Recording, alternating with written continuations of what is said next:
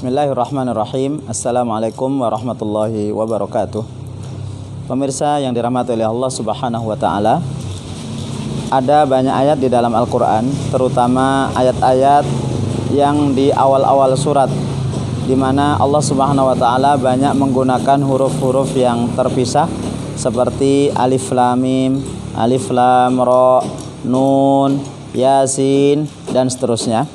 Yang kalau kita baca terjemahan di dalam bahasa Indonesia, maka para penerjemah mereka tidak menerjemahkan. Alif lam mim terjemahannya adalah alif lam mim, yasin adalah yasin. Tapi ada makna besar di dalam ayat-ayat itu yang Allah Subhanahu wa taala ingin menyampaikan kepada kita. Yang pertama, masyiral muslimin, jamaah yang dirahmati oleh Allah Subhanahu wa taala, kata-kata itu adalah sebagai tantangan dari Allah Subhanahu wa taala kepada orang-orang yang tidak percaya kepada Al-Qur'an, kepada orang-orang yang tidak percaya bahwasanya Al-Qur'an itu adalah firman Allah Subhanahu wa taala, bahwasanya Al-Qur'an itu bukan perkataan Nabi Muhammad sallallahu alaihi wasallam.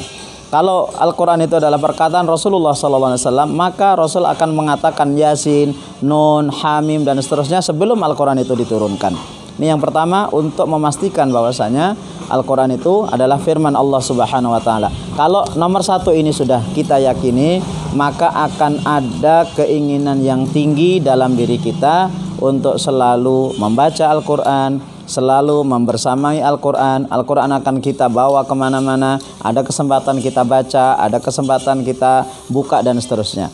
Kemudian yang kedua, Rasulullah Sallallahu Alaihi Wasallam sebagai seorang nabi yang beliau mendapatkan Al-Quran itu tidak pernah menafsirkan alif lam mim dan seterusnya itu maknanya apa. Yang menafsirkan adalah para sahabat, terutama Abdullah bin Abbas. Rasulullah SAW tidak pernah menafsirkan maknanya itu apa, artinya apa. Alif lam mim itu adalah kata yang kita tidak tahu artinya apa. Maka ahli tafsir biasanya mengatakan ketika mereka setelah menjelaskan itu, mereka di akhir mengatakan wallahu alam, Allah yang lebih tahu. Nah, artinya ada ayat-ayat Al-Quran yang memang kita sama sekali tidak tahu artinya, tapi kita yakini itu adalah dari Allah Subhanahu wa taala.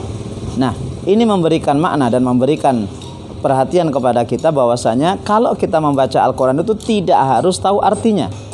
Bahkan Rasulullah SAW mengatakan, saya tidak mengatakan alif lam mim satu huruf, tapi alif satu huruf, lam satu huruf, mim satu huruf.